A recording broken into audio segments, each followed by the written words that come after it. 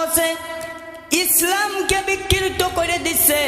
দেখেন, আমার মতন একজন হুজুর যদি আল্লাহর আইনকে অস্বীকার করে তাহলে কিন্তু আমার বেশি একদম শাস্তি হওয়ার দরকার।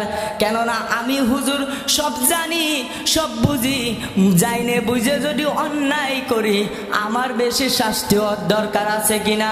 এই জন্য আমাদের সমাজে কিছু হুজুররা আছে, তারা ইসলামিক দলের নাম ব্যবহার করে দলের শেষে ইসলামিক দল যুক্ত করে।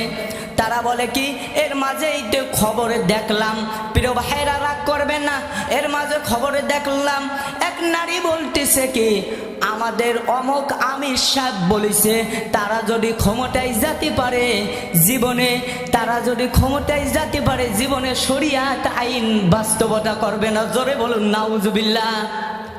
একজন আমির সাহেব যদি এই কথা বলে তাহলে বোঝেন 1450 বছর আগে আল্লাহ পাক রব্বুল আলামিন যা নাজিল করেছে তার সাথে মিল খাচ্ছে কিনা। দেখা গেল একটা হলো সরাসরি ইসলামিক দল, আরেকটা হলো সরাসরি ইসলামিক দল না। এখন বোঝেন, ইসলামিক দল আলারা যদি এই ভুলটা করে তাদের সম্মুখে, জাতির সম্মুখে তওবা করার উচিত আছে কিনা, আছে না?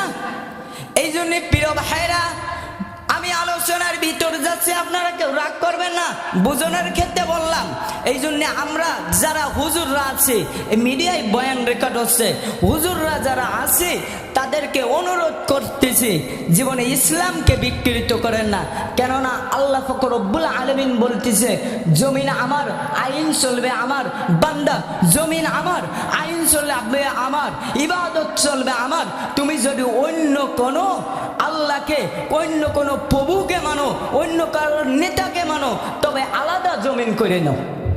এটা কার কথা? আল্লাহ পাক রব্বুল আলামিন বলেছে। এই জন্য প্রিয় ভাইরা আমার, আল্লাহ রসুল সাল্লাল্লাহু আলাইহি সাল্লামের দরে আইসে বলল কি, 1 বছর আমি তোমাদের ইবাদত করব, দ্বিতীয় বছর কি তোমাদের আল্লাহর ইবাদত আমি করব। তখন আল্লাহ পাক রব্বুল আলামিন বলে দিল, নবী মুহাম্মদ মুস্তাফা সাল্লাল্লাহু আলাইহি সাল্লাম বলার আগে আল্লাহ পাক রব্বুল আলামিন বলে দিল, কুল ইয়া আইয়ুহাল কাফিরুন,